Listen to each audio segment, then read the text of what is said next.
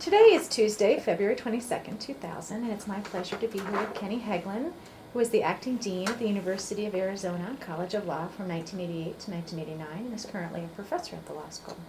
My name is Vicki Fleischer, and it's my pleasure to have you here. Kenny, thank you. Tell us why you wanted to be acting dean. Well, they couldn't find, the dean was leaving, Paul Marcus was leaving, and they weren't able, and at that time I was the associate dean, and they were unable to decide on a permanent dean, so I became the acting dean. Mm-hmm. Tell me a little bit about being associate dean under Paul Marcus.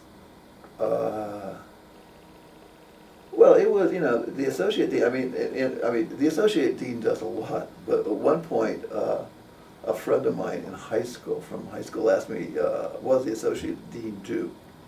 And I said, well, it's really very complicated. And they kept pushing me, and finally I told him what I did.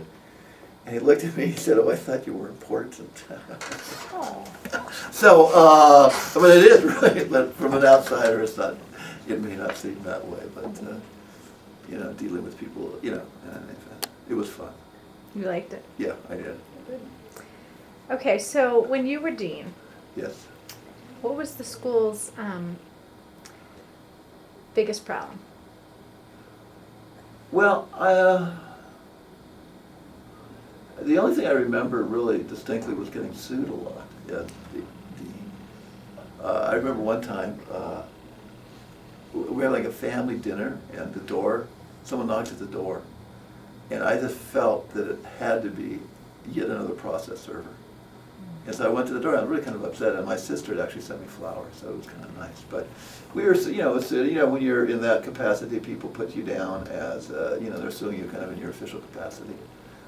Which is really, it's interesting. When I was many years ago, with a legal services program, and we used to sue people in their official capacity. Like we had a voting rights case, and we had to sue the county recorder who was in charge of elections. And she got very upset and offended because we had to say that she was basically discriminating against people based on the fact that they were Hispanic, and she didn't feel that way. And it was kind of funny when we thought, well, this is ridiculous, come on, lighten up, or we have to sue you, because, but then when you actually get sued in that capacity, it's kind of hard to lighten up. Yes. You do get upset with it. So that was that was a problem. I don't think that there were huge problems other than that. Mm-hmm. What was the asset base of the school like when you came? The asset base. I don't know. We had, when I was the acting dean, every year, or not, well, before that, the associate dean, almost every year, there would be a mid-year budget reduction, which caused all kinds of horrible things. And we had to keep. It was mostly out of the library budget because you couldn't really cut personnel costs. So it was not, I don't know what the numbers were, it wasn't particularly large, but it was fun. It was fun trying to raise money for the school. What was that like? What did you do? Well, it was interesting. We went out to a lot of the law firms and tried to increase their giving and things. It's a great, it was fun doing that because you got out of the office and you got to get dressed up in a suit and tie and things of that nature. Tell me about your vision for the school when you were dean. People ask, what do you try to do when you're teaching? And I always tell them the main goal in teaching is getting through the hour. Okay, and I guess that was my vision for the school. I wanted to increase fundraising. It was fun. I enjoyed it, and I'm sure that there was the vision thing, but it wasn't. We did, I think, some stuff in the clinics, and I've always thought that the law school should be involved with public service in one form or another, and whether or not that was done more when I was the acting dean or not, I don't know. Mm-hmm. What were some high points during your tenure as dean? Well, I already talked about the low parts. One of the things that we did do, Tony Massaro was hired that year, and that has become a good event for the school. I imagine we beat ASU in football. That was probably another highlight. But there were we didn't. Other than Tony, that was the only person we hired, and that is like one of the big events in the law school, unless there was a student strike, and there hasn't been one of those for many years. Were there any surprises? Well, the thing I liked about being the dean, or the acting dean, was that you had, I mean, the nice thing about being an academic is that you can decide what you want to do, and you can create your own agenda. Mm-hmm. The nice thing about practice is you don't have to worry about that. And you come in and you've got all these little pink slips and letters to answer and things to do, and that's fun. And being you know, in the administration, you're kind of like that. It was kind of fun and also when you're done with the day, you've answered a lot of telephone calls and it looks like you've actually done something. Whereas when you're teaching, you can go for months. Yeah, and you really don't know. So, you know, that was, I mean, I liked it a lot. I mean, I enjoyed doing that. Mm-hmm. What was the connection between the law school and the bar when you were dean? Well, I think it's getting better now. I mean, I think it was pretty much, you had people that graduated that you stayed in touch with and you liked, and some people liked the law school, others didn't. I think one of the problems that the law school has always had is that a lot of the graduates, even though students seem to like us a lot when they graduate, they don't particularly feel close to the law school. Particularly people that go into public service, like public defending or even prosecuting and things like that. And I think that was true at that time. And I tried to get them to give a little bit of money to the law school, and some did, because I know a lot of those people personally. Mm-hmm. What were the student organizations that were around at the time that you were dean? Well, one of the ones that was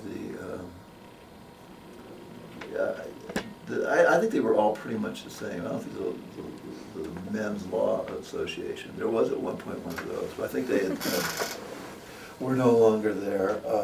There were some religious groups, some student religious groups, and that was one of the suits. It was about whether or not they should be allowed to have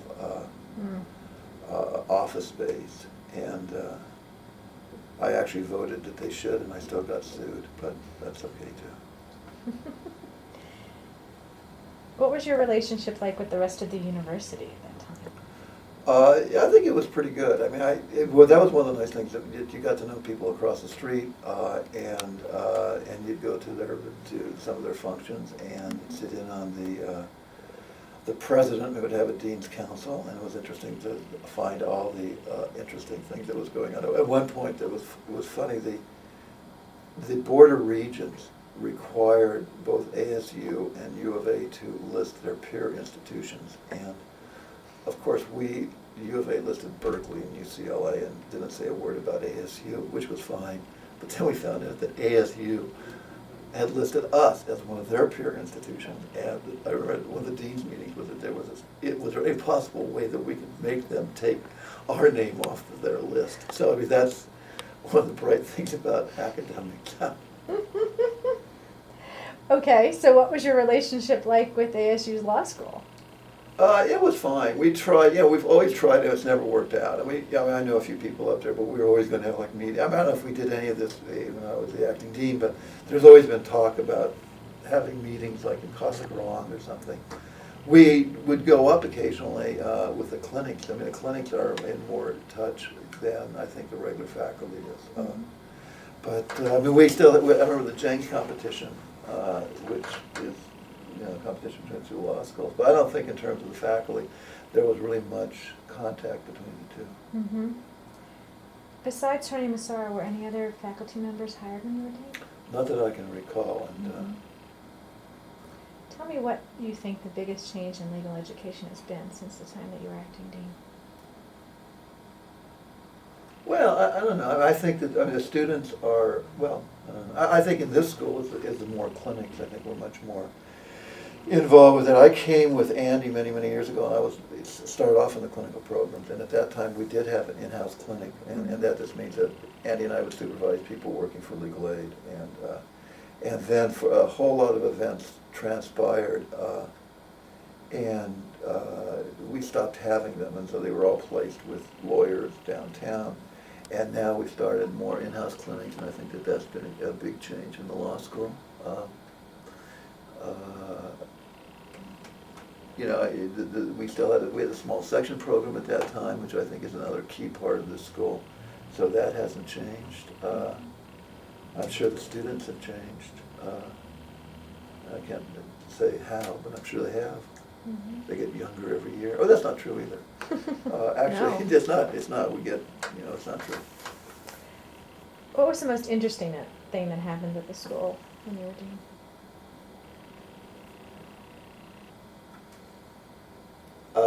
There were so many interesting things. I would not possibly choose among them. Where did most of our graduates go to practice Uh, that time?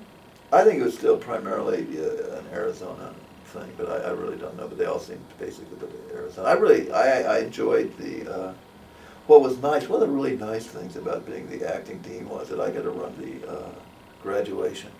And so, and you give these little they weren't honorary degrees, but they were certificates or something. So I kind of invited all the people I liked over the years and gave them something. So it was an interesting group of people that, like, we gave a woman that ran the death penalty appeals, and they were kind of the counterculture of the legal profession, got a lot of awards that year. So they were recognized? They were recognized. Where was the graduation It ceremony? was at Centennial Hall, Okay. and that was fun. Yeah, great. In what ways do you think legal education is better now than at that time? Well, I don't know if it is better than at that time. Mhm. I mean, I don't know. So, in what ways would it be worse? Would be worse. I don't know. I mean, I think that one of the things I think is that I think we have a lot more adjuncts, and I think we probably have a lot more of these boutique kind of courses, and I teach a couple of those. But I think that the center of legal education is no longer there, and after the first year, the faculty just says, "Well, do whatever you want to do." And I think that maybe that's not such a good idea. And I really do think that even though I'm a great believer in clinical education, I think that there are a lot of very substantive courses that students should take, and that we can do things at the law school that you can't do. When people graduate, they take continuing education courses, legal education courses.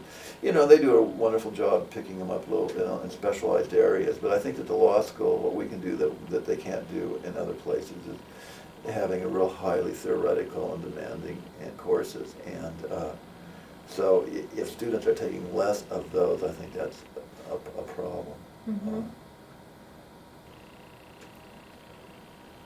And yet, I've heard from so many members of the bar how helpful they believe our clinical programs are. Can you talk a little bit Oh yeah, about those? I think clinical programs are great, and again, I do think that I think everyone should take a clinical program, but I don't think people should take all clinical programs, or all judicial clerkship programs, or all law and humanities programs, and things of that ilk, because there's a certain core, and I think that everyone should, put their feet to the fire, so to speak, at certain points.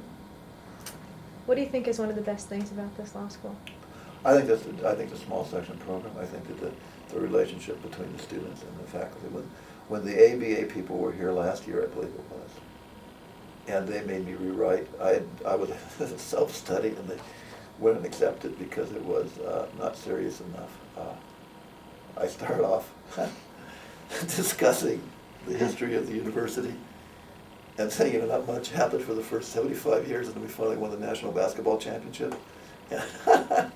They didn't like that at all, so, because I guess none of them have ever won the national basketball championship. But be that as it may, what was your question? I think I've forgotten. Okay, I have one more for you. Okay. If you were to change one thing about legal education here, what would it be?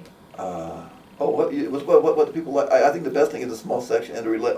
When the ABA people were here to study the school, they said everyone, all 5 or 6 of them, said that they could not believe how much the students liked the faculty.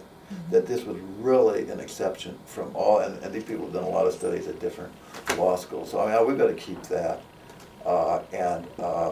What I would do, I mean, we're working on improving the writing program. I would hope that we can do that in a way that we keep the small section program and keep that kind of a contact. I think that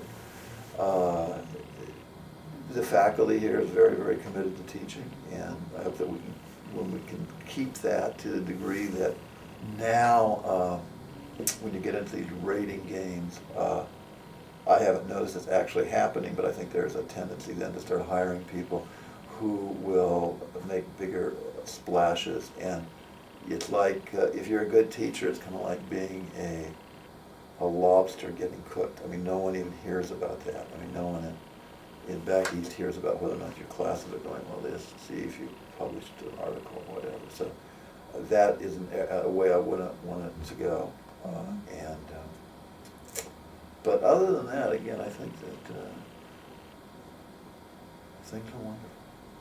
So if you're going to give a defining characteristic of the U of A Law School, what would it be? A defining characteristic. Well, I guess maybe user-friendly would be kind of a close cliche. I might use that. Mm-hmm. Okay. Is there anything else you want to add that I haven't asked you about? Yeah, I want to say one thing. I was just thinking about this, and it has nothing to do. Well, I have a law and humanities class, and one of the basketball coaches comes to once a year, and he talks about. We show him the movie Hoop Dreams, which is a really fine movie. It's very good. And I asked him. I said, "You know, a lot of lawyers don't like practicing law. And what about basketball coaches?" And he said, "Well, I can't talk for other basketball coaches, but I wake up at 4:30 in the morning. I think, God, it's great. I got to go to work today." You know, and I would hope. I don't know if we could ever get people that kind of a job for people. I mean, I don't think a whole lot of lawyers think about it.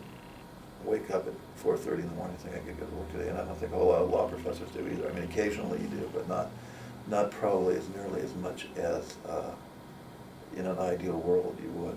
Mm-hmm. So how do we do that? Become basketball coaches. All right. Thank you very much for your time, Thank Professor you. Hegland. Yes.